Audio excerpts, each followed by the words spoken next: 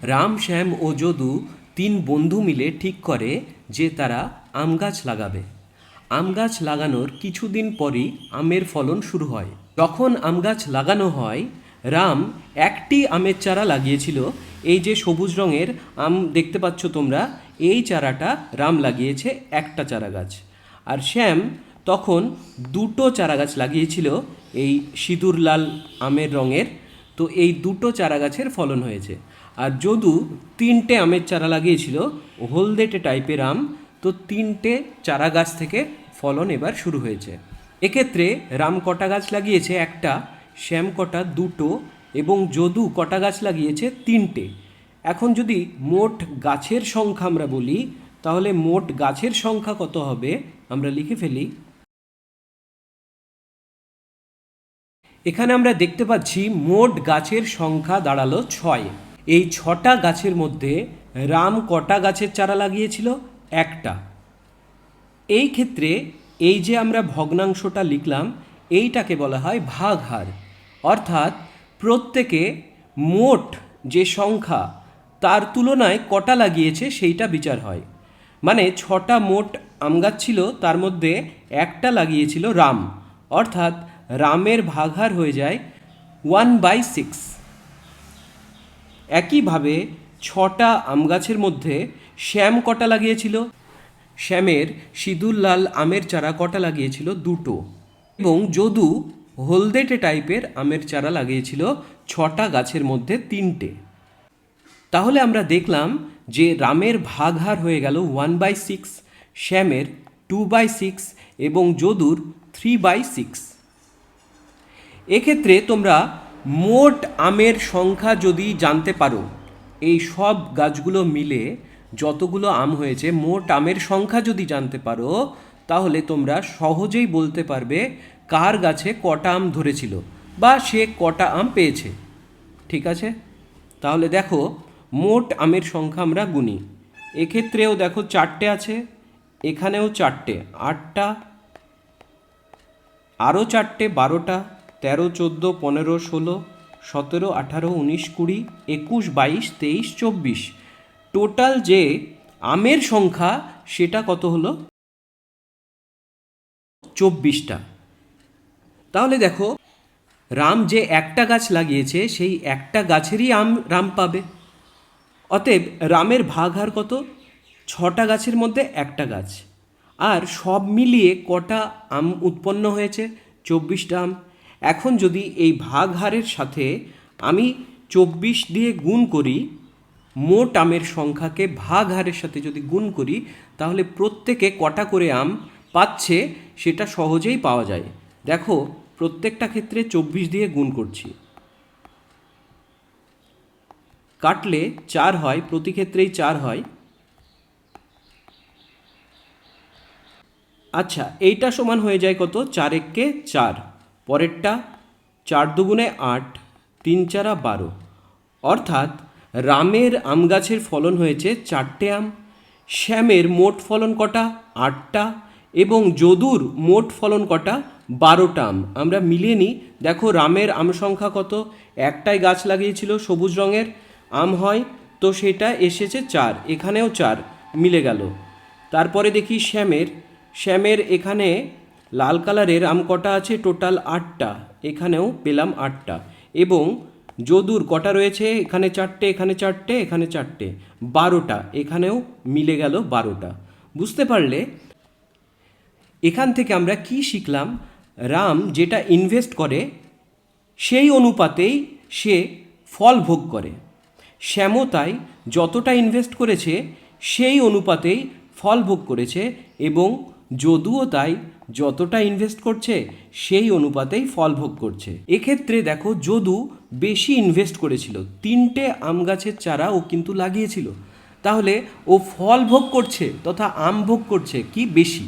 মোট আমের, ধরো এটা একটা ব্যবসা, যে যত ইনভেস্ট করেছে ফার্স্টে সেই অনুপাতে ওরা আমটা ভাগ করে নেয়। তাহলে মোট আম সংখ্যা বা মোট উৎপাদন যদি 24টা আম হয়, প্রত্যেকে যে যেরকম ইনভেস্ট করেছিল সেই অনুপাতে কিন্তু টাকা ভাগ করে নিল। একটা আম গাছ ইনভেস্ট করলে 4টে আম পেল, শ্যাম পেল 8টা আম, 2টো আমের চারা লাগিয়েছিল। যদু পেল 12টা আম, কারণ 3টে আমের চারা ইনভেস্ট করেছিল। যত বেশি ইনভেস্ট করবে তত সে লাভের পরিমাণটা ওঠাবে। দেখো প্রথম অঙ্কটায় কি বলেছে দেখা যাক। আমি ও আমার বন্ধু মালা দুজনে 15,000 টাকা এবং 25,000 টাকা মূলধন নিয়ে একটা ব্যবসা শুরু করলাম। ধরো এটা তুমি এবং এটা তোমার বন্ধু মালা, এই দুজনে মিলে একটা ব্যবসা শুরু করলো। এই ব্যবসাতে মূলধন মানে ফার্স্টে যে ক্যাপিটালটা দিচ্ছে সেইটা দিচ্ছে কে? তুমি। কত টাকা তুমি দিচ্ছ? 15,000 টাকা। কোনো একটা ব্যবসায় লাগলে সেখানে 15,000 টাকা ইনভেস্ট করলে তুমি, এবং তোমার বন্ধু যে মালা আছে সে ইনভেস্ট করলো 25,000 টাকা। একটু আগে আমরা শিখেছি যে যত বেশি ইনভেস্ট করবে লাভের অংশটাও সে বেশি পাবে। অর্থাৎ এদের যদি আমি অনুপাত করি, এই টাকাটার অনুপাত করলে কি হয়, দুই সাইডে এই 3টে করে শূন্য কেটে যায়, এখানে 15 আর এখানে 25, 5 দিয়ে কাটলে 3 এবং এখানে হয়ে যায় 5। অর্থাৎ যদি 3 টাকা তুমি ইনভেস্ট করো, তোমার বন্ধু মালা ইনভেস্ট করেছে 5 টাকা। বুঝতে পারলে? সেই আম গাছের অঙ্কের মতো একটু আগে আমরা শিখলাম। দেখো এ 3টে আমের চারা লাগিয়েছে, এ ধরো 5টা আমের চারা লাগিয়েছে। আম যখন ফলবে অর্থাৎ লাভ যখন হবে তখন কি হবে, এ 3 অনুপাতে যা হয় সেই আম ভাগ করে নেবে, এ 5 অনুপাত যা হয় সেই আম ভাগ করে নেবে। একইভাবে তাদের লাভের টাকাটাও তারা ভাগ করে নেবে। সিস্টেম একই সব জায়গায়। এদের যে মূলধন বা ইনভেস্টমেন্ট সেই টাকার অনুপাতটা আমরা প্রথমে বার করব। আমি ও আমার বন্ধু মালা দুজনে যথাক্রমে এত টাকা এবং এত টাকা মূলধন নিয়ে ব্যবসা শুরু করি। ডাইরেক্ট আমরা অনুপাতে চলে যাব, লিখে ফেলবো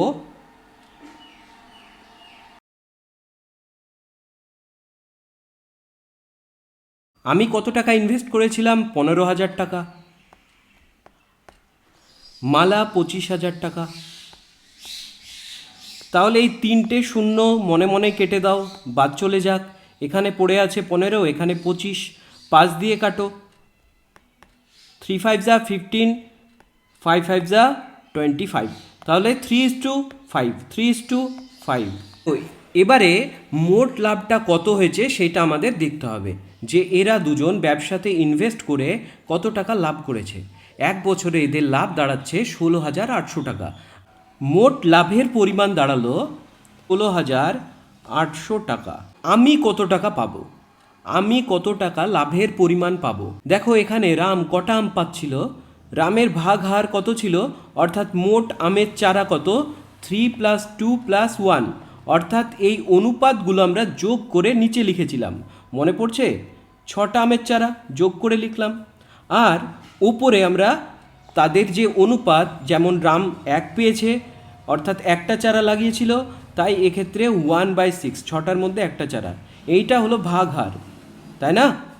আর এইটার সাথে মোট যতটা উৎপাদন হয়েছে বা আম যতটা লাভ হয়েছে বা তৈরি হয়েছে সেই আমের সংখ্যাটা লিখছিলাম, মোট আমের সংখ্যা নিয়েই তো এলো 4 6 24 4।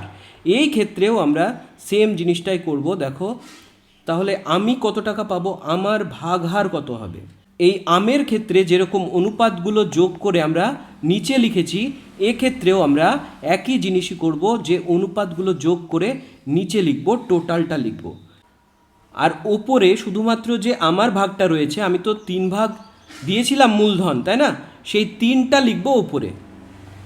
রাম যতটা চারাগাছ লাগিয়েছিল, একটা লাগিয়েছিল, আর মোট চারাগাছের সংখ্যা ছিল নিচে, এক্ষেত্রেও তাই।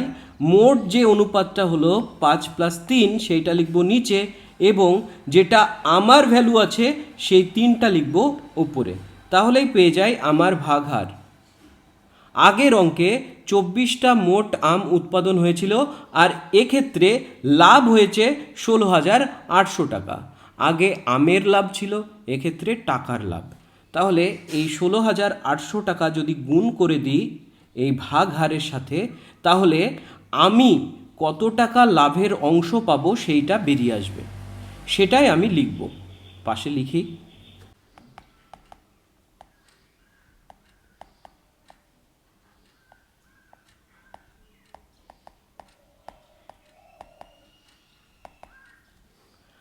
আমার লভ্যাংশের পরিমাণ এত টাকা হবে নিশ্চয়। তাহলে কেটে দিই, 8 দুগুণে 16, 8 একে 8, 0 0,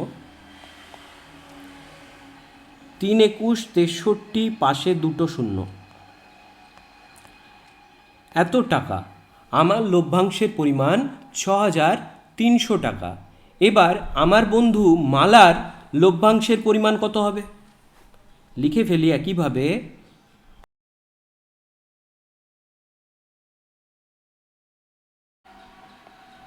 তাহলে মালার লভ্যাংশের পরিমাণ বার করতে গেলে মালার যে আনুপাতিক ভাগ হার হয় সেইটা ভ্যালু বার করতে হবে। মোট যে ভ্যালুটা সেইটা আমরা কোথায় লিখছি? নিচে লিখছি। মোট কত? 8। আর যেটা বন্ধুর মালার ইনভেস্টমেন্টের যে ভ্যালুটা 3:5, তাহলে 5 ভাগ পেয়েছে মালা, আমরা লিখে ফেলবো উপরে 5 ইন্টু, এর সাথে গুণ করব কাকে, যাতে মালার লভ্যাংশের পরিমাণ পাওয়া যায়। ওই যে সেই মোট আমের সংখ্যা 24, আর এখানে সেই মোট লাভের পরিমাণ 16,800। আগেরটাই করলাম, একইভাবে এখানেও করব। 5 21 105, তার সাথে দুটো শূন্য লাগিয়ে দিলাম, 10,500 টাকা। এই যে তুমি কত টাকা দিয়ে শুরু করেছিলে ব্যবসা? 15,000। আর তোমার বন্ধু মালা কত টাকা দিয়ে ব্যবসা শুরু করেছিল? 25,000। তাই তো? এবার লাভের টাকাটা তোমরা কিভাবে পেলে? লাভের টাকাটা দেখো, তুমি পেয়েছো কত টাকা? 6,300 টাকা।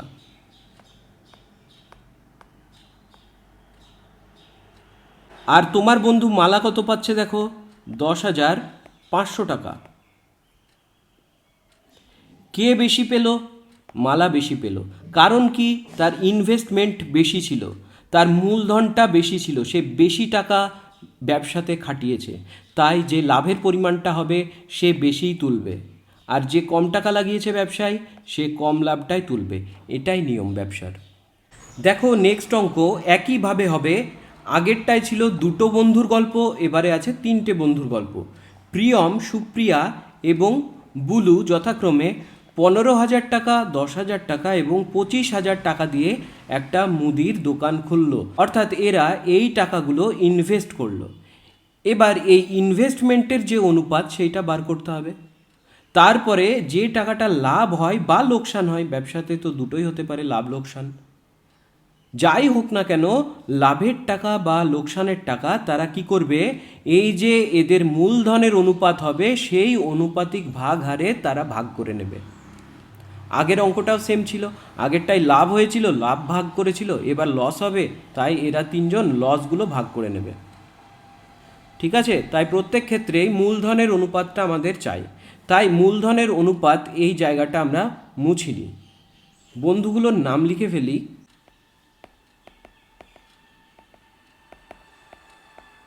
প্রিয়ম, সুপ্রিয়া ও বুলুর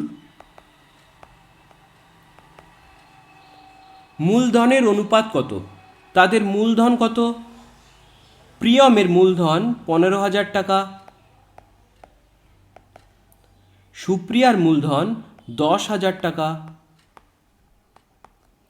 এবং বুলুর মূলধন 25,000 টাকা। দেখো এই ক্ষেত্রে প্রিয়ম ইনভেস্ট করেছে কত? 15,000 টাকা। 15 কে লিখলাম, কে মানে তো 1000, এ 10,000 টাকা এবং বুলু কত ইনভেস্ট করেছে? 25,000 টাকা। এদের অনুপাতটা বার করলে কত হয়? 5 দিয়ে দেখো প্রত্যেকে কেটে যায়, 3 5 15, 5 দুগুণে 10, 5 5 25। তাহলে এদের অনুপাতটা কত হয়ে যায়? 3:2:5। অর্থাৎ যে বেশি ইনভেস্ট করেছে তার লোকসানও বেশি হবে, এক্ষেত্রে তো লোকসান হচ্ছে না। আর যে কম ইনভেস্ট করেছে তার লোকসানও কম হবে। এদের অনুপাত কত হয়ে গেল? 3:2:5। এখানেও ভাবতে পারো, এই তিনটে শূন্য কেটে যায়, 15:10:25, অর্থাৎ 3:2:5, 3:2:5। দেখো আগের অঙ্ক ছিল মোট লাভের পরিমাণ, এই ক্ষেত্রে হবে মোট লোকসানের পরিমাণ।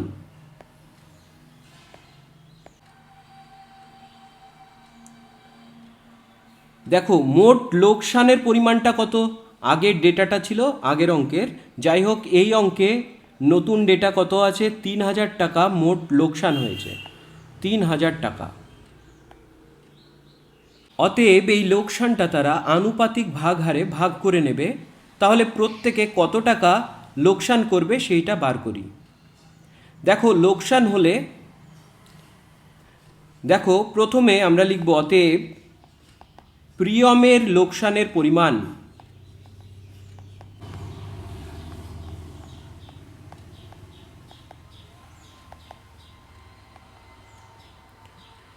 প্রিয়মের লোকসানের পরিমাণ কত হবে? মোট যে লোকসানটা সেটা কার সাথে গুণ করব? আনুপাতিক ভাগ হারের সাথে। প্রিয়ম কত? প্রিয়মের যে ভ্যালুটা আছে সেটা কত? 3। আর মোট ভ্যালুটা কত? 3 আর 2 5 আর 5 10। তাহলে মোটটা লিখি কোথায়? নিচে। ওপরে প্রিয়মের ভ্যালুটা 3/10 আনুপাতিক ভাগ হার, এর সাথে 3,000কে গুণ করব। 10 কেটে গেলে একটা শূন্য কাটে, তাহলে টোটাল হয়ে যায় 3 3 900 এত টাকা। প্রিয়ম কত টাকা লোকসান ওঠাচ্ছে? 900 টাকা। একইভাবে সুপ্রিয়া কত টাকা লোকসান ওঠাবে দেখি। অতএব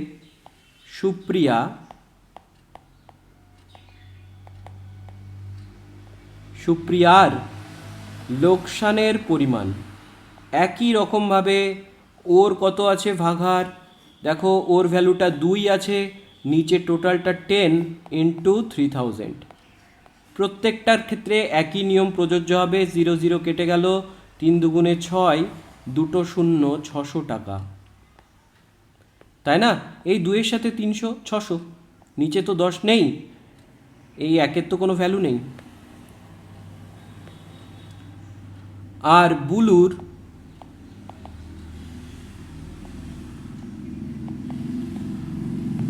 লোকসানের পরিমাণ কত হবে? বুলুর ভ্যালু 5 ছিল, আর নিচে হবে টোটালটা 3000, 0 0 কাটলো, 3 5 15, 1500 টাকা। মনে করে দেখো, সেই আম গাছের অঙ্ক বা আগের অঙ্কটায় যে যত বেশি ইনভেস্ট করবে সে তত বেশি লাভ বা লোকসান ওঠাবে। তাহলে ইনভেস্টমেন্ট বেশি কার ছিল? ইনভেস্টমেন্ট বেশি ছিল বুলুর। এবার এই বুলু তাহলে লোকসান কত টাকা ওঠাচ্ছে? 1500 টাকা। ইনভেস্টমেন্ট সব থেকে কম কার ছিল? সুপ্রিয়ার। এই মেয়েটির ইনভেস্টমেন্ট সব থেকে কম ছিল, 2 ছিল, তাই এ সব থেকে কম লোকসান ওঠাবে। ব্যাস, কমপ্লিট অঙ্ক। আমাদের টার্গেট কি হবে? আমাদের টার্গেট হবে লাভটা খুঁজে বার করা। যে কোনো ব্যবসায় লাভ হতে পারে বা লোকসান, আর মূলধনের অনুপাতটা বা তাদের ইনভেস্টমেন্টের যে অনুপাত সেইটা বার করা। আর কিছু আমরা দেখব না, ঠিক আছে? তো নেক্সট অঙ্ক কি বলেছে দেখা যাক। শোভা মাসুদ মিলে 2,50,000 টাকার একটা গাড়ি কিনে 2,62,500 টাকায় বিক্রি করে দিল। তাহলে একটা গাড়ি তারা কিনছে এবং একটু বেশি দামে তারা সেল করে দিচ্ছে, নিশ্চয়ই লাভ হচ্ছে, তার জন্যই তারা এই ব্যবসাটা শুরু করেছে, তাই না? যাই হোক, তাদের কিছু একটা লাভ হলো, সেই লাভের অ্যামাউন্টটা আমাদের দরকার। অর্থাৎ এইটা থেকে এটা বিয়োগ করে দিলেই লাভের অ্যামাউন্টটা চলে আসবে।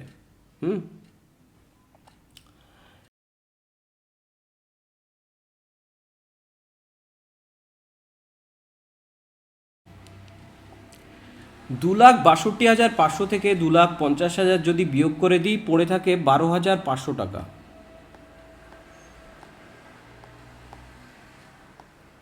এবার এদের মূলধনের অনুপাতটা বার করার পালা।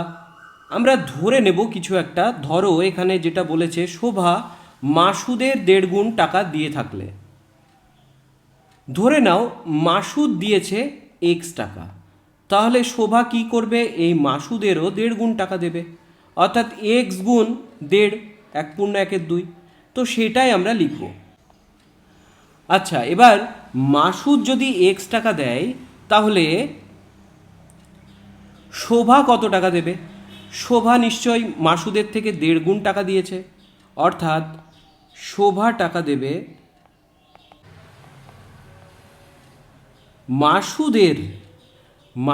মাসুদ কত টাকা দেয়? এক্স টাকা, অর্থাৎ এক্সের 1.5 গুণ, 1/1 গুণটার লেখার দরকার নাই। অতএব এক্স এর মানে কি গুণ, আর 1 × 1 = 2 মানে কত 3/2। কেন নিশ্চয় জানো, 2 × 1 = 2 + 1 উপরে 3, 3/2। অর্থাৎ এটাকে ছোট করে লিখতে পারি 3x/2 এত টাকা। বুঝতে পারলে? অর্থাৎ মাসুদ দিয়েছে এত টাকা, এক্স টাকা, সেটা হতে পারে কিছু একটা অ্যামাউন্ট, আমরা এক্স ধরলাম আর কি, আর শোভা টাকা দেয় এই টাকাটা। তাহলে এগুলোই তো মূলধন, এটাই তো ইনভেস্টমেন্ট, এই টাকাটাই তো তারা ইনভেস্ট করেছিল গাড়িটা কেনার জন্য। এবার তাহলে মূলধনের অনুপাতটা লিখতে হবে।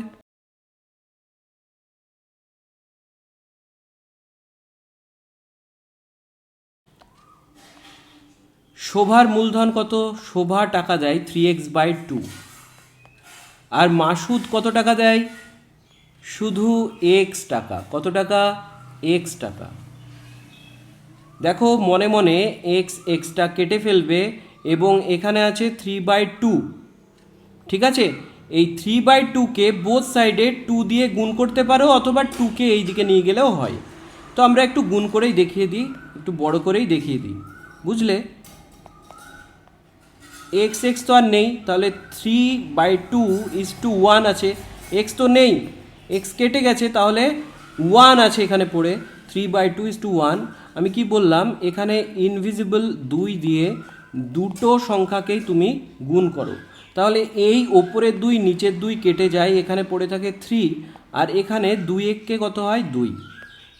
তাহলে হয়ে গেল 3:2। এদের মূলধনের অনুপাতটা হয়ে গেল 3:2। এবার তারা তাদের লাভের অংশটা কে কত টাকা পাবে বার করে দেখি। অতএব শোভার লভ্যাংশ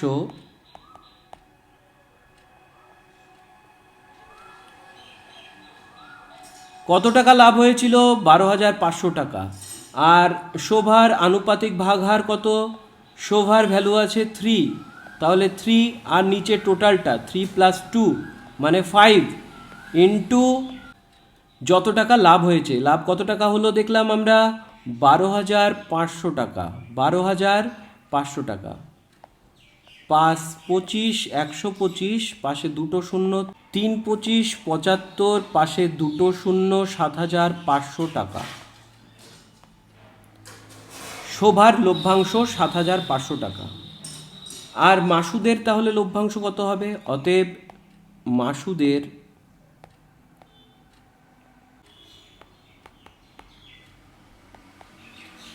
আনুপাতিক ভাগহার কত হবে? মাসুদের ভ্যালু কত আছে দেখো, 2 আছে, তাহলে 2/টোটাল 5 ইন্টু সেই একই অ্যামাউন্ট যত টাকা লাভ হয়েছে 12,500। 5 দিয়ে কাটলে একই জিনিসই দাঁড়ায় 2500, 25 দুগুণে 50, অর্থাৎ 5,000 টাকা। বোঝা গেল? শোভার লভ্যাংশ আমরা পেয়ে গেলাম কত টাকা? 7,500 টাকা, এবং মাসুদের লভ্যাংশও পেয়ে গেলাম 5,000 টাকা। দেখো 3 বন্ধু যথাক্রমে 5,000, 6,000 এবং 7,000 টাকা দিয়ে একটা ব্যবসা শুরু করে। তাহলে এই টাকাগুলো হলো এই 3টে বন্ধুর মূলধন। এই মূলধনের অনুপাতটা বার করব, অর্থাৎ 3টে করে শূন্য কেটে যাবে, হয়ে যাবে 5:6:7, নিয়ে তারপরে সেই অনুপাত থেকে আমরা যত টাকা লোকসান হয়েছে সেই লোকসানটা ভাগ করে নেব। আমরা লিখে নিই 3 বন্ধুর মূলধনের অনুপাত।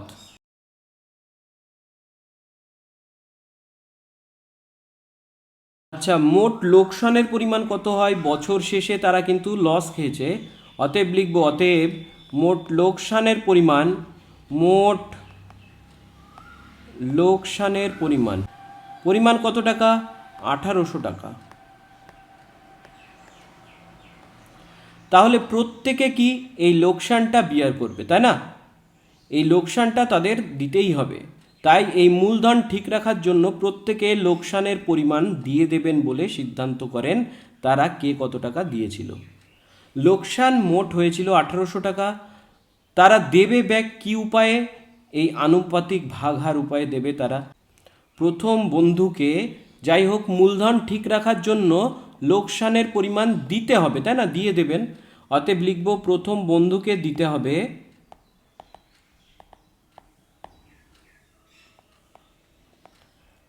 আনুপাতিক ভাগাহার কত হয়ে যাচ্ছে? 5, এর ভ্যালু 5 প্রথম বন্ধুর, আর এই দুটোর যোগফল কত? 18। এই তিনটের যোগফল কত? 18 ইন্টু তাহলে মোট লাভ বা লোকসান, এক্ষেত্রে লোকসান অর্থাৎ 1800 টাকা। 18 একে 18, পাশে দুটো শূন্য, 5 একে 5, পাশেও দুটো শূন্য, 500 টাকা। একইভাবে অতএব দ্বিতীয় বন্ধুকে দিতে হবে 6 কত হবে? মোট ইন্টু 1800, 18 একে 18 অর্থাৎ 100, 6 গুণ 100 হলো 600 টাকা।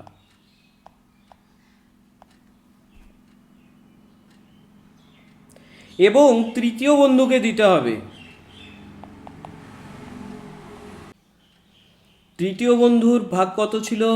7 ভাগ ছিল, তাহলে 7 টোটালটা 18 ইন্টু 1800।